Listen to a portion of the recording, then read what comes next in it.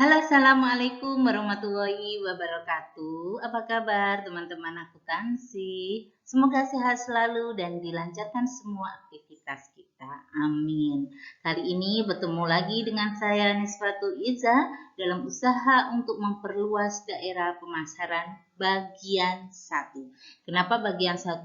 Nanti kita akan ada bagian 2. Di bagian 1 ini kita akan membahas tentang konsinyasi. Adapun untuk selanjutnya kita akan membahas usaha untuk memperluas daerah pemasaran di bagian 2 adalah tentang agen dan kantor cabang. Baik, sebelum kita lanjut kepada slide-slide selanjutnya, kepada saudara kami persilahkan untuk menyiapkan buku catatan. Karena apa? Karena di beberapa slide nanti tidak ada jawaban secara langsung, tapi melalui penjelasan saya ini. Untuk itu, sangat perlu dibutuhkan kecermatan saudara. Baiklah teman-teman mahasiswa, sebagaimana yang saya sampaikan di awal tadi bahwa usaha untuk memperluas daerah pemasaran itu setidaknya ada konsinyasi, ada kita membuka agen, juga membuka kantor cabang. Nah, sebelum kita nanti fokus pada konsinyasi dalam pertemuan kita saat ini, saya ingin menyampaikan perbedaan ketiganya. Yang pertama yaitu konsinyasi. Konsinyasi itu diartikan sebagai pemindahan atau penitipan barang dari pemilik kepada pihak lain untuk dijualkan dengan harga dan syarat yang sudah diatur di dalam perjanjian. Sedangkan agen itu suatu perwakilan yang bekerja sebagai unit organisasi penjualan lokal yang berada di suatu daerah tertentu di bawah pengawasan kantor pusat. Sedangkan kantor cabang itu merupakan kantor perwakilan yang didirikan kantor pusat yang letak pendiriannya berbeda dengan lokasi pusat. Oke, nanti kita akan bahas terperinci tentang pembukaan agen dan kantor cabang ini di pertemuan berikutnya. Sekarang kita fokus kepada konsinyasi atau consignment. Apa itu konsinyasi? Kalau konsinyasi atau istilah sederhananya adalah penitipan, maka kita akan mengenal bagi pihak atau orang yang menitipkan yang disebut dengan pengamat. Kita juga mengenal orang yang dititipi atau pedagang komisi, yaitu komisioner. Oke ya. Terus ada barangnya kan yang dititipkan, yaitu disebut barang konsinyasi. Oleh siapa barang konsinyasi itu? Ya oleh pengamat kepada komisioner. Kalau begitu, si komisioner menyebut barang yang dia terima sebagai barang titipan, yaitu disebut barang komisioner. Sampai di sini kita sudah mendapatkan banyak istilah ya. Konsinyasi adalah kerjasama penitipan barang dari seorang pengamat kepada komisioner. Apa yang dititipkan yaitu barang konsinyasi untuk menjadi barang komisionernya pihak yang dititipi. Oke, kita baik. Setelah kita tahu pengertiannya dan beberapa istilah, maka kita harus tahu barang yang dititipkan itu milik siapa? Ya. Barang konsinyasi itu tidak berada di perusahaan, ya. Karena barangnya dititipkan kepada komisioner, ya. Akan tetapi barang tersebut masih tetap milik perusahaan yang menitipkan, ya, masih milik perusahaan. Artinya masih milik siapa? Milik pengamat. Sehingga barang konsinyasi masih tetap dimasukkan sebagai elemen persediaan bagi si pengamat yang merupakan pemilik perusahaan yang memiliki barang konsinyasi tersebut. Oke ya, sudah tahu? Sebaliknya, barang komisi, barang yang sudah diterima oleh komisioner, itu tidak boleh dimasukkan sebagai elemen persediaan meskipun barang itu ada berada di perusahaan komisioner. Kenapa? Karena memang bukan milik komisioner, masih miliknya seorang pengamat yang mengamanatkan barang itu kepada komisi, kan gitu ya. Kalau begitu, supaya hak-hak kedua belah pihak itu terjamin, baik hak dan kewajiban, maka sebuah konsinyasi itu harus ada perjanjiannya. Seperti apa perjanjiannya?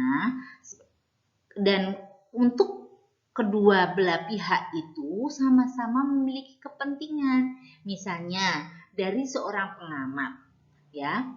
Tujuannya untuk apa sih harus melakukan konsinyasi atau menitipkan barang?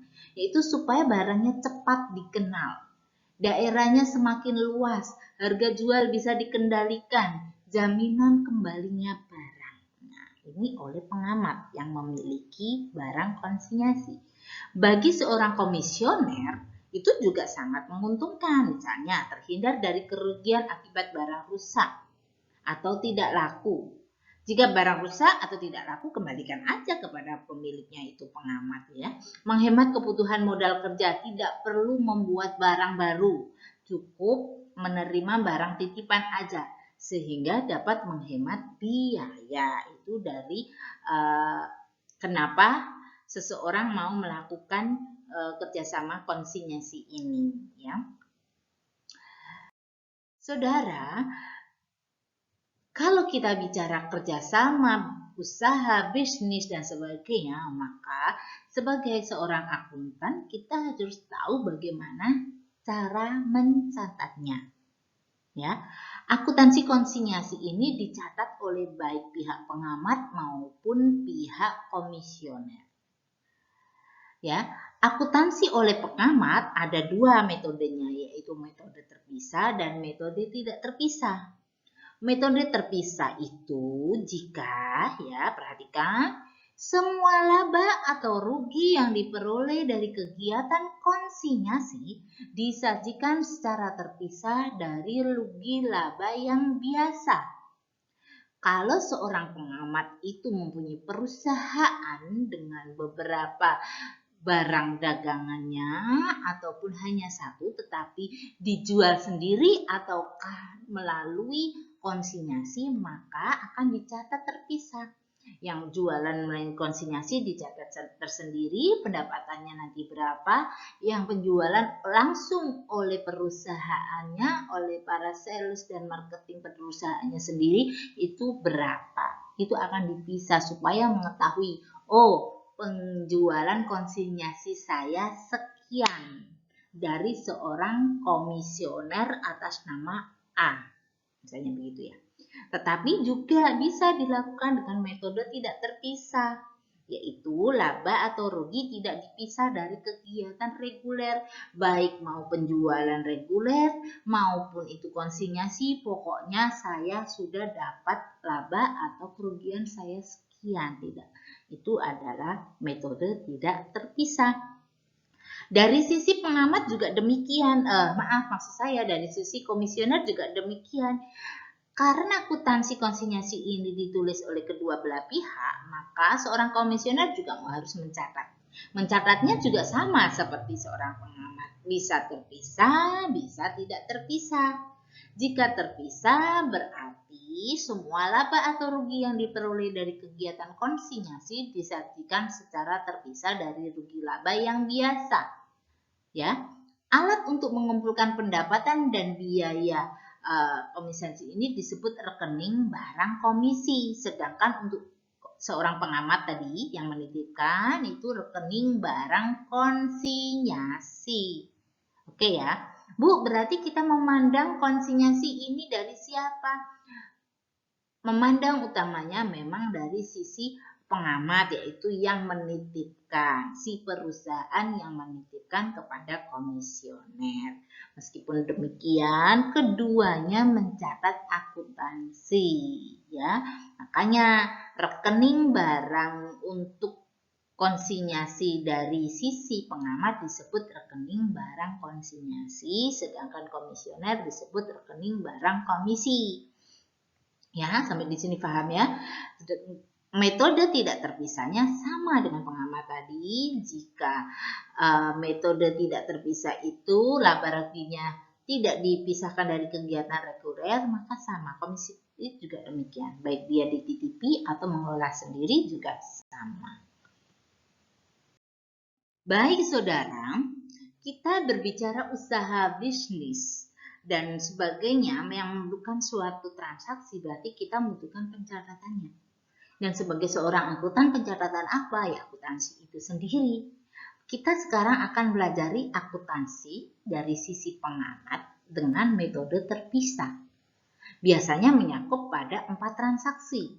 1, misalnya tentang transaksi pengiriman barang konsinyasi. Pada saat seorang pengamat melakukan pengiriman barang konsinyasi, maka barang yang dikirim itu sudah diakui sebagai barang titipan. Maka barang titipan bertambah pada komisioner, maka barang konsinyasi ada di debit. Sebaliknya, karena barang itu sudah keluar dari gudangnya pengamat dan sudah akan diberikan kepada komisioner, maka persediaannya berkurang, jadilah berada di sisi kredit. Transaksi yang berkaitan dengan transaksi nomor 1 yaitu adanya pembayaran biaya angkut.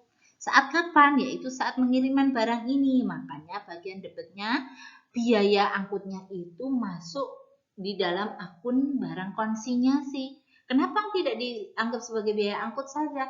Tidak, dari sisi pengamat biaya angkut ini akan menambah jumlah atau biaya pengorbanan yang dikeluarkan seorang pengamat untuk melakukan konsinyasi ini, sehingga biaya angkut ini akan ditambah pada barang konsinyasi. Makanya sisi debitnya adalah barang konsinyasi dan saat mengeluarkan uangnya maka dilakukan kas pada sisi kredit. Nah, yang ketiga biasanya adalah transaksi menerima laporan pertanggungjawaban dari komisioner. Ketika seorang pengamat sudah menerima laporan ini, maka dianggap komisioner itu adalah sebagai piutang komisioner, berada di debit. Kemudian barang konsinyasi juga ada di debit, yang saya tandai 2 ini artinya barang konsinyasi di sini adalah komisi, persentase komisi yang diberikan kepada komisioner ditambah dengan biaya atau pengorbanan yang dikeluarkan untuk pengiriman barang konsinyasi tadi. Ya, jadi sudah difahami ya, piutang komisioner yaitu sejumlah barang konsinyasi yang tadinya dikirim ditambah dengan barang konsinyasi itu sendiri adalah jumlah persentase komisi yang akan diberikan kepada komisioner ditambah dengan biaya angkutnya. Sedangkan di sebelah debit itu ada barang konsinyasi lagi, tapi merupakan total dari keseluruhan, baik biaya komisioner ditambah dengan barang konsinyasi yang terdiri dari biaya angkut dan persentase komisi yang akan diberikan. Sampai di sini paham ya? Transaksi yang keempat biasanya adalah tentang menerima pembayaran dari komisioner. Setelah laporan pertanggungjawaban diterima dan dilakukan penjurnalan oleh pengamat, saat benar-benar uang hasil konsinyasi itu sudah diterima, maka dilakukan pencatatan kas terhadap piutang komisioner. Maka si komisioner yang sudah diakui sebagai piutang tadi sudah dianggap selesai, tidak punya kewajiban lagi menyetor apapun terhadap seorang pengamat, sehingga selesailah kas pada piutang komisioner. Sampai di sini sudah dipahami. Kalau sudah, kita lanjut dengan baiklah saudara-saudara, rasanya kita tidak afdol kalau kita belum praktek pada contohnya. Maka berikut ini adalah contoh perjanjian konsinyasi baik dengan menggunakan metode terpisah maupun tidak terpisah. Adapun dari contoh ini nanti akan dilihat dari dua sisi, yaitu sisi pengamat dan sisi komisioner. Untuk itu nanti juga pada slide-slide berikutnya akan saya jelaskan metode terpisah dari sisi pengamat, metode tidak terpisah dari sisi pengamat. Dilanjutkan kemudian metode terpisah dari sisi komisioner dan dilanjutkan oleh saudara sendiri praktek di kelas dengan metode tidak terpisah dari sisi komisioner. Baik, berikut ini adalah contohnya. Pada awal tahun 2020, PT H2D, itu milik Hasan, Halimah, dan Debbie, bekerja sama dengan toko Sukma, milik Ibu Sukma, dengan perjanjian sebagai berikut. Yang pertama, PT H2D akan menitipkan barang kepada toko Sukma. Berarti PT H2D ini berfungsi sebagai siapa, Mas Bagas? Betul, Mas Bagas menyebutkan bahwa PT H2D ini disebut sebagai pengamat. Berarti toko Sukma adalah komisionernya yang akan dititipi barang konsinyasinya. Kedua, toko Sukma berhak mendapatkan 15% komisi atas hasil penjualan. Yang ketiga, semua biaya ditanggung oleh PT H2D, baik itu biaya angkut, biaya rakit, atau biaya yang lainnya yang berkaitan dengan komisi barang konsinyasi, maka akan menjadi tanggungan oleh PT H2D. Dan yang keempat maksud saya adalah toko Sukma harus membuat pertanggungjawaban secara bulanan. Sudah dipahami dari keempat perjanjian ini, berarti tahu ya mana yang berkewajiban memberikan apa dan siapa yang berkewajiban melaksanakan apa serta haknya apa masing-masing. Dari contoh metode terpisah dan tidak terpisah ini, baiklah. Langsung saja kita praktekkan persamaan jurnal akuntansi konsinyasi ini jika dikaitkan dengan perjanjian seperti yang saya sebutkan di awal slide tadi. Ya, diawali dengan persamaan akuntansi dari sisi pengamat dengan metode terpisah. Misalnya, jika PT H2D mengirim 100 unit barang ke toko Sukma dengan harga pokok barang 300 sedangkan harga jual ditentukannya 500. Maka barang 100 unit ini sudah dianggap atau dinilai sebagai barang konsinyasi. Ya. Karena memang untuk membedakan mana barang yang dijual sendiri oleh PT H2D dengan mana yang dititipkan kepada komisioner. Maka 100 unit dikalikan dengan harga pokok barang 300 adalah 30.000 diakui sebagai barang konsinyasi pada sisi debit, dan karena itu mengurangi persediaan yang ada di gudang untuk diserahkan kepada pihak komisioner, maka persediaannya berkurang pada sisi kredit yaitu 30.000. Sampai di sini contoh awal ini bisa dipahami, kiranya kita mempelajari dari sisi pengamat dengan metode terpisah. Lanjut ke transaksi yang kedua. PT H2D membayar biaya angkut sebesar Rp500. Ingat ya, tadi perjanjiannya bahwa biaya angkut adalah ditanggung oleh PT H2D. Karena biaya angkut ini juga merupakan bagian dari total harga barang konsinyasi, maka biaya angkut bukan dikatakan dengan akun biaya angkut, tetapi dengan akun barang konsinyasi sebesar 500. Dan karena mengeluarkan uang sebesar 500, maka bagian kredit adalah kas. Transaksi yang ketiga yaitu toko Sukma menerima kiriman barang dari PT H2D dan membayar perakitan sebesar Rp200. Transaksi ini tidak perlu dicatat oleh PT H2D. Kenapa? Karena ini dari sisi toko Sukma, gitu ya. Sedangkan yang membayar perakitan juga PT Sukma.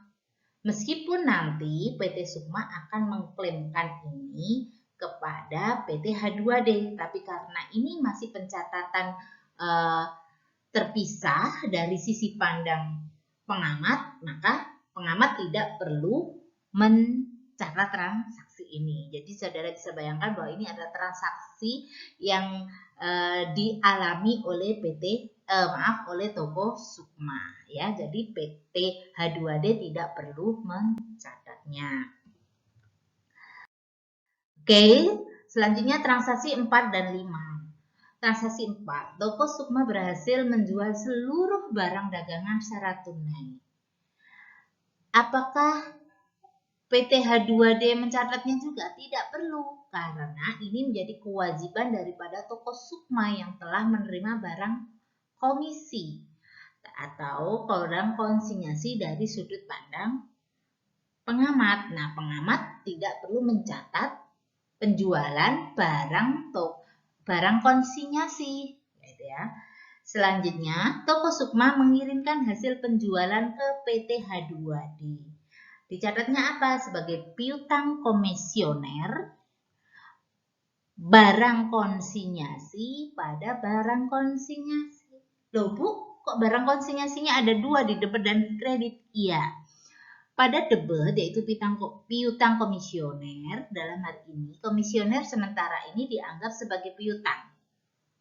Ya, sampai nanti dia benar-benar mengirimkan uang hasil dagangannya itu. Ya. Kalau hanya laporan aja, maka masih dianggap sebagai piutang komisioner 42.300. Kemudian pada barang konsinyasi di sini yang ada di debit itu terdiri dari komisi 15% dari 50.000, kemudian biayanya adalah biaya rakit yang tadi dikeluarkan oleh komisioner, maka 7.700. Nah, total debit 42.300 tambah 7.700 inilah pada sisi kredit kita akan mengakuinya sebagai barang konsinyasi sebesar 50. Seperti yang saya sampaikan di awal tadi, bahwa kenapa biaya angkut dan biaya perakitan itu dianggap sebagai barang konsinyasi, karena itu adalah seluruh total biaya yang dikorbankan seorang pengamat untuk menitipkan barangnya, gitu ya. Selanjutnya pada transaksi yang ke-6 yaitu toko Sukma mengirim kas pada PT H2D. Nah, inilah karena baru terrealisasi, maka kas diakui sebesar 42.300 sehingga pada transaksi yang kelima tadi, jika sebelum uangnya diterima komisioner dianggap sebagai piutang komisioner, maka pada transaksi 6 ini kas sudah diterima, maka piutang komisionernya dikreditkan menjadi piutang komisioner 42.300 pada posisi berlawan dari transaksi 5 tadi. Sampai di sini dapat dipahami ya. Untuk cara menghitung kas itu saudara caranya, dan kita lanjut pada akuntansi oleh pengamat dengan metode tidak terpisah mencakup 3 transaksi, yaitu membayar biaya angkut atau biaya pengiriman, menerima laporan pertanggungjawaban dari komisioner, serta menerima pembayaran dari komisioner. Ingat, untuk membayar biaya angkut atau biaya pengiriman, rumusnya adalah biaya transport pada kas, menerima laporan pertanggungjawaban dari komisioner itu piutang komisioner, biaya pada penjualan. Ya, jika menggunakan perpetual, maka sisi kreditnya tidak menggunakan penjualan saja, tetapi juga harus menghitung harga pokok penjualan. Oke ya. Menerima pembayaran dari komisioner adalah kas pada piutang komisioner. Saudara, setelah kita belajar persamaan akuntansi dari sisi pengamat dengan metode terpisah, maka sekarang kita masuk pada periode metode tidak terpisah. Dengan contoh kasus yang sama, pada metode tidak terpisah ini, maka transaksi yang pertama saat mengirim 100 unit barang tidak perlu dilakukan penjurnalan. Kenapa? Karena sudah dianggap sebagai bagian dari transaksi reguler. Inilah yang membedakan antara metode terpisah dengan tidak terpisah. Jika metode terpisah tadi, pengiriman barang 100 unit pada komisioner dianggap sebagai barang konsinyasi, maka jika menggunakan metode tidak terpisah, maka tidak perlu menggunakan pencatatan karena dianggap tidak ada konsinyasi di sini. Gitu ya. Selanjutnya pada transaksi 2 dan 3 sebagaimana contoh yang sama tadi. Hanya saja sekali lagi ini dipandang dari sisi pengamat jika menggunakan metode tidak terpisah. Karena tidak terpisah, ingat ya, prinsipnya adalah disamakan dengan transaksi reguler. Maka ketika melakukan pembayaran angkut sebesar 500, biaya angkut langsung aja diakui sebagai biaya transport, bukan barang konsinyasi.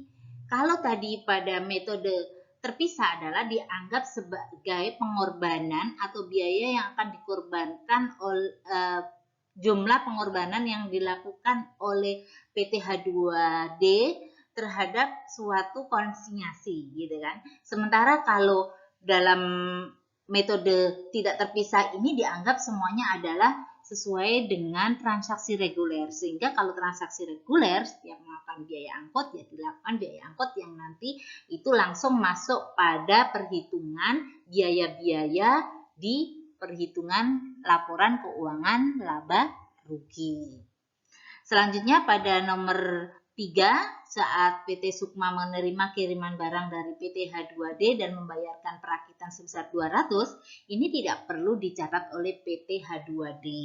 Sekali lagi, ini bukan karena metode terpisah atau tidak terpisah, tetapi karena ini memang transaksi dari sudut komisioner toko Sukma, sehingga si pengamat tidak perlu mencatatnya. Pada transaksi nomor 4 dan 5 ini, toko Sukma berhasil menjual seluruh barang dagangan secara tunai, berarti sama ya, ini merupakan transaksi maksud saya toko Sukma, jadi PT H2D tidak perlu mencatat. Kemudian nomor 5 ini, toko Sukma mengirimkan hasil penjualan ke PT H2D. Jika pada metode terpisah, maka diakui sebagai piutang komisioner dan diakui sebagai barang konsinyasi pada sisi debit. Kemudian total antara piutang komisioner dan barang konsinyasi ada pada sisi kredit, yaitu barang konsinyasi. Tetapi ketika pada metode tidak terpisah, langsung dianggap sebagai piutang komisioner terhadap biaya, bukan barang konsinyasi ya. Biaya ini nantinya akan masuk dalam mana? Laporan laba rugi seperti pada kasus transaksi nomor 2 tadi. Kemudian pada sisi debitnya yaitu penjualan, bukan barang konsinyasi lagi. Jadi di sini juga merupakan salah satu perbedaannya jika menggunakan metode terpisah dan menggunakan metode tidak terpisah. Jika menggunakan metode terpisah dianggap sebagai barang konsinyasi, maka pada metode tidak terpisah itu nanti akan campur dengan perdagangan atau penjualan yang lainnya, ya, langsung diakui sebagai penjualan. Untuk transaksi nomor 6 ini tidak ada bedanya dengan metode terpisah, maka kita lewati saja dan masuk. Akhirnya kita masuk pada tahapan akuntansi oleh komisioner. Sama halnya dengan akuntansi oleh pengamat, pada metode terpisah ini juga akuntansi oleh komisioner ada 4 transaksi. Yang pertama yaitu membayar biaya angkut, sama dengan tadi juga boleh, hanya saja istilah yang digunakan bukan lagi barang konsinyasi tapi barang komisi. Pada kas, kemudian menjual barang komisi jika pada pengamat yaitu menerima barang konsinyasi, sekarang menjual barang komisi. Yang ketiga, mengirim laporan pertanggungjawaban jika pada sisi pengamat yaitu menerima laporan. Dan keempat, mengirim pembayaran kepada pengamat, kalau di pengamat yaitu menerima pembayaran. Sehingga tinggal dibalik saja akun debit kreditnya. Misalnya pada mengirim pembayaran kepada pengamat, yaitu utang pengamat pada kas. Kalau di dalam dari sisi pengamat tinggal dibalik, yaitu kas pada piutang komisioner. Ya, bukan dibalik terus kata-katanya menggunakan utang pengamat juga bukan, tetapi dari sisi komisioner dia punya kewajiban sehingga dia menyebutnya utang pengamat, utang kepada pengamat maksudnya. Sementara kalau dari sisi pengamat disebut mempunyai hak terhadap komisioner sebagai piutang. Makanya meskipun dibalik pun menggunakan istilah utang pengamat pada komisioner, piutang komisioner pada pengamat, sehingga jurnalnya utang pengamat pada kas. Oke.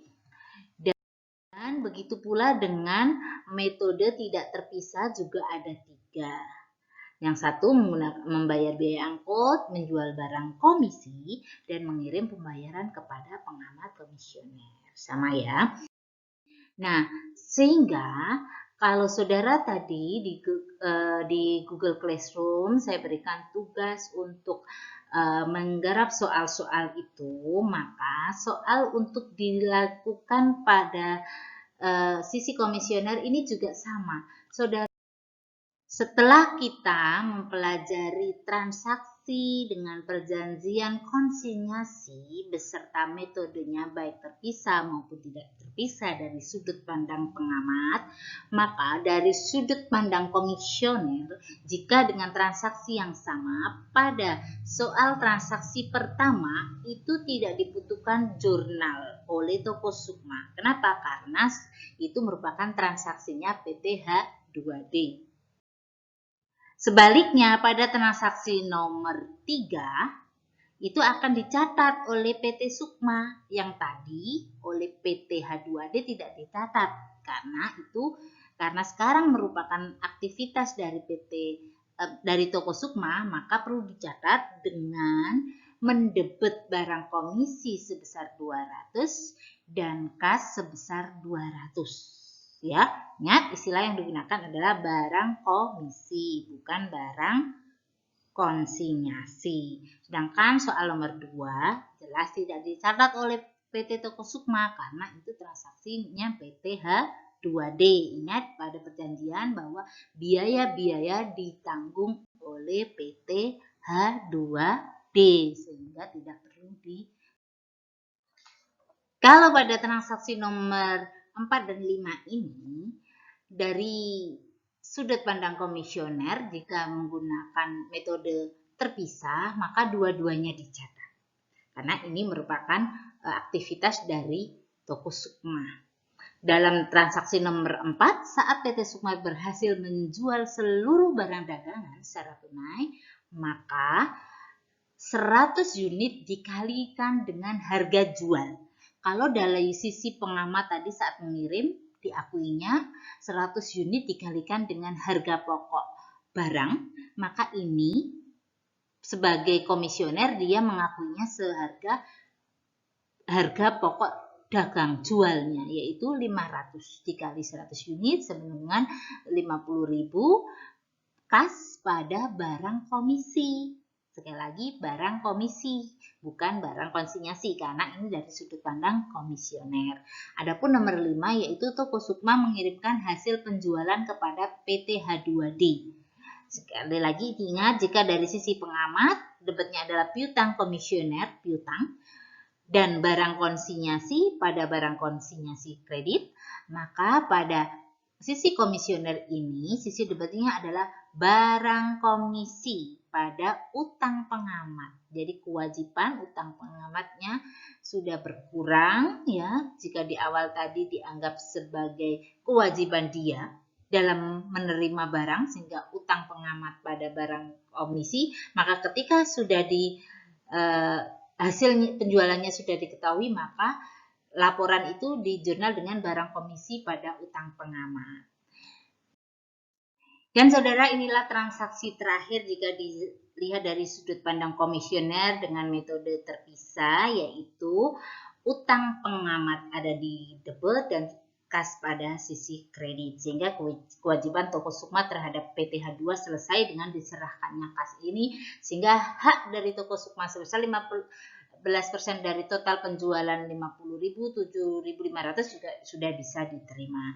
Dengan ini saudara juga silakan untuk melanjutkan pada transaksi 1 sampai 6 dengan metode tidak terpisah ya, dengan persamaan akuntansinya sebagaimana slide sebelumnya tadi.